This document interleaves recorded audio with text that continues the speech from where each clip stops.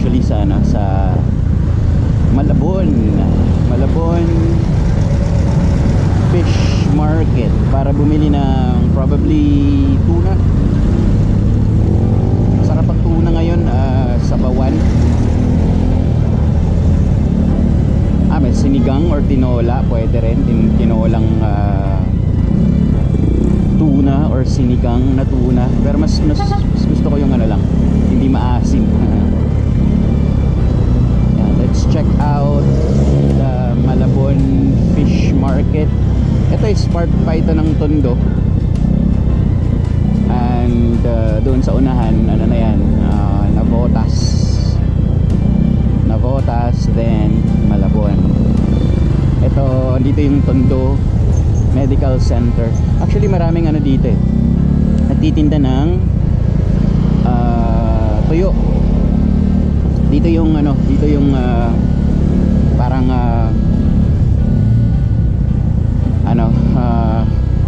ayan, marami ditong mga tuyo nagbebenta ng tuyo. Mura lang dito ang tuyo kumpara mo sa mga market.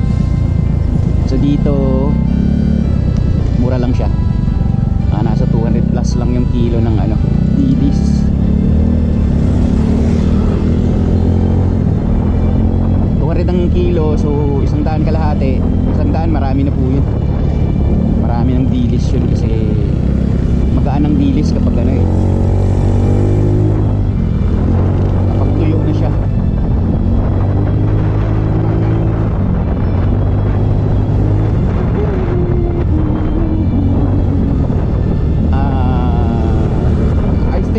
Part hindi na ito Tondo, this is part of Navotas na. Pag lampas natin dyan sa highway, I think Navotas na yan. I think this part is Navotas, ayan, BPI Navotas. So this is Navotas na, hindi na ito Tondo.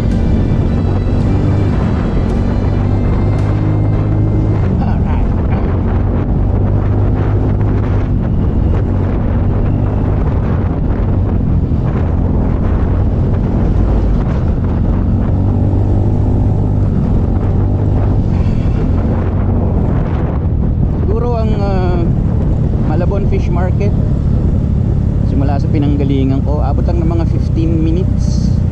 So mabilis lang to, mabilis lang na biyahe. Bibili lang talaga ako ng tuna. Mura kasi dito yung tuna, maabot lang ng mga 200 ang kilo. Kumpara mo sa ibang market, maabot ng 500. Pinakamura 400. So di ba, sobra sa kalahati. Kaya every time na bibili ako ng isda, dito na ako pumupunta sa Malabon Fish Market. Alright. May ginagawa pala dito. May ginagawa dito.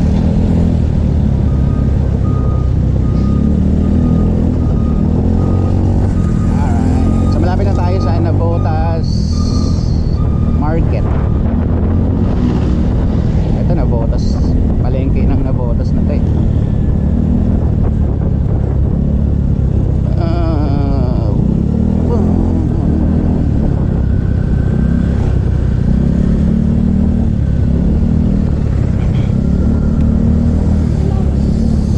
Ayan.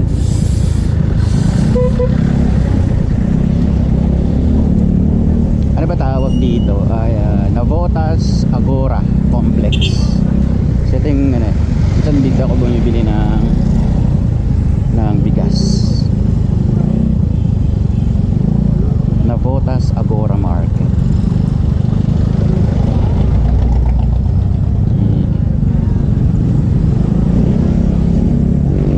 Mamaya na lang ulit pag malapit na ako sa Malabon. Mga 10 minutes. Ayun, dito na tayo sa Malabon. Kakanan lang tayo dyan sa unahan. At ano na yan dyan, tulay. Then yung Malabon Fish Market. Dyan lang tayo sa labas. Hindi na ako papasok. Kung ano lang mga tinitindi dyan sa labas mismo sa kalye.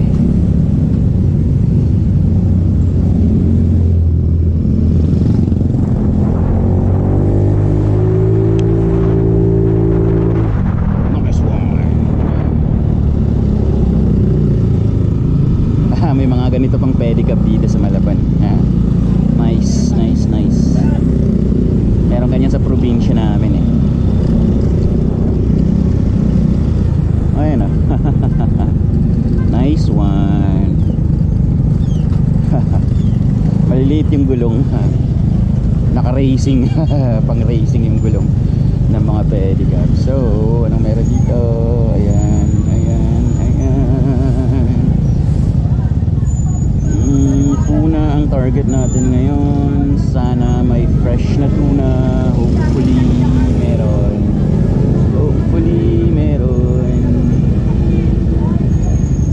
Actually meron akong suki dito eh. Dito sila nakapwesto pero unfortunately parang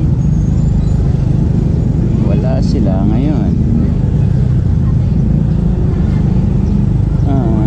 Pampano, magkano ang kilo? I don't know. Di nilagyan. Pampano, masarap din yung pampano, ano? Ayan, pampano is how much? Yun lang nilalagyan ng presyo. Where's the tuna?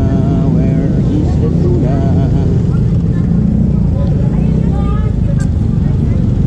Ganitong oras hindi na masyado, wala na masyadong mga nagtitinda ng ng ganun katami kasi nga it's already 9:50 AM, so this is tanghali na wala na talaga masyadong nagtitinda unlike sa so damn, wala akong choice, walang tuna.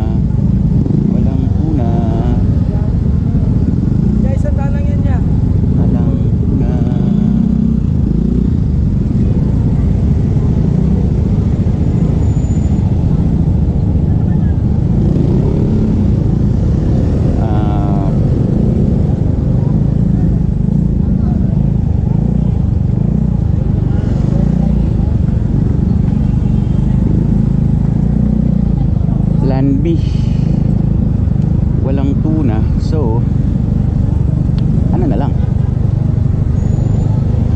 pusit.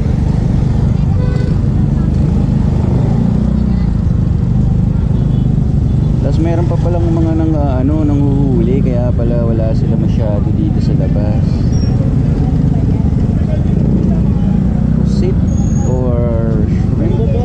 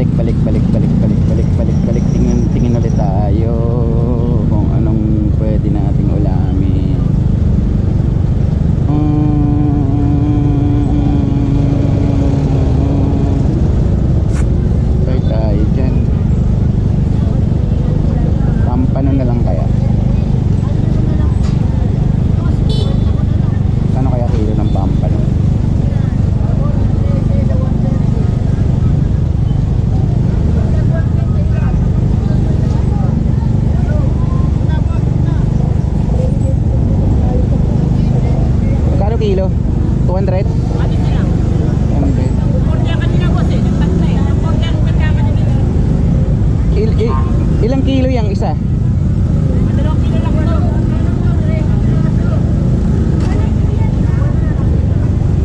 Kasi 1 kilo lang ang ano ko eh. Orten yan, boss.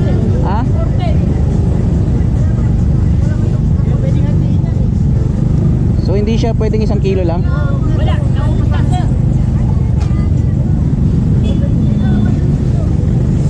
Bigyan mo na lang ako ng discount. Paras 410. Ah, 400 na lang oh. 400. Bigyan mo na lang ako ng discount. Kunin ko yung isa. Orten nga yan, sir. Magkano na lang? 350. Hindi. Nagdaan nila na sa sir.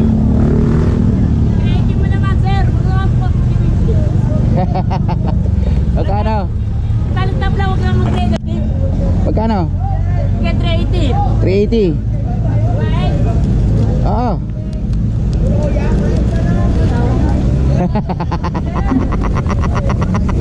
Nasa pagkakas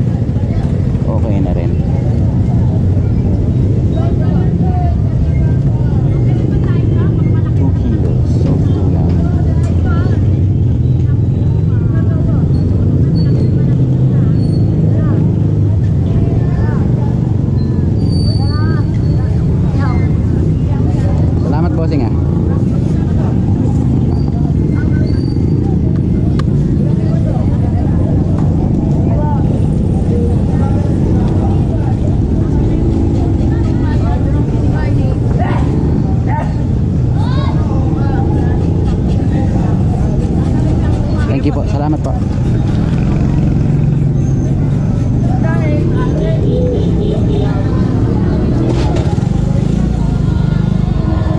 So, mission accomplished. 200 pesos yung kilo ng tuna. Sila lang ang nag-iisang nagtitinda ng tuna, kaya hindi ko mismong natawaran na maayos. From 410 pesos, bale almost more than 2 kilos yung tuna, 410 pesos kasi 200 per kilo. Natawaran ko hanggang 380. Tinawaran ko ng 350 pero hindi sila pumayag kasi nga sila na lang ang natitirang nagtitinda ng tuna eh.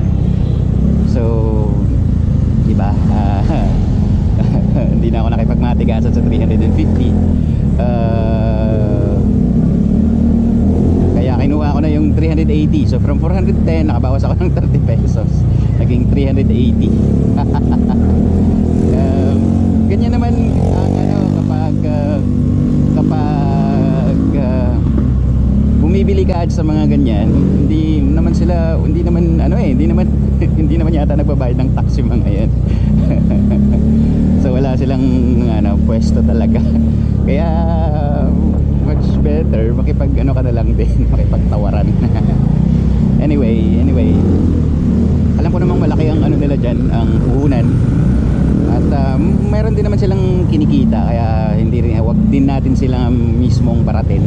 Kasi nga mura na nga ang tuna sa kanila, 200 pesos per kilo na lang compared sa ibang market na umaabot ng 400, 500, di ba? Tapos tatawaran mo pa ng ganong kalala. So fair lang naman yung tawad ko siguro na 380. Fair lang naman siguro yun. Okay lang naman na siguro yan.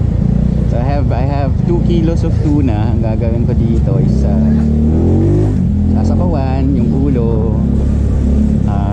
Not sure kung ano kaya masarap nito na gulay. Pati ako bumili ng gulay. Damn, ay masarap nito ng gulay. Pechay, para masarap ang pechay dito, no? Sige, bibili na lang din ako ng gulay dito sa Navotas. Sa Navotas na lang ako bibili. So ayun, ikikilaw ko yung laman, ihaw ko yung ulo, itutula ko yung tinola yung ulo, tsaka yung yung buntot. Tapos yung laman, tatry kong ikilaw. Hopefully okay naman siya. So anong ingredients ng kilaw? Pipino, no? Bili ako pipino, may suka, sibuyas, may sibuyas naman ako, luya, may luya naman ako. Ano pa ba? Pipino, bibili na lang ako ng pipino. Bibili na lang ako ng pipino. Sige. Ayun lang. Kinilaw. Gusto ko sana yung sutukil ng Bisaya, yung sukba, tinola at saka kilaw, yun yung sutukil. Kaso hindi naman ako pwedeng makapagsukba or makapag-ihaw, kaya ano na lang, tinola na lang ako, tinola at saka kinilaw. 2 kilos, tapos dalawa lang kami kakain. Naabot sa amin ito ng mga 2 araw kaya 3 araw. Sige, ganun na lang, bibili na lang ako ulit ako dito sa Navotas ng mga gulay ko, pipino, tsaka siguro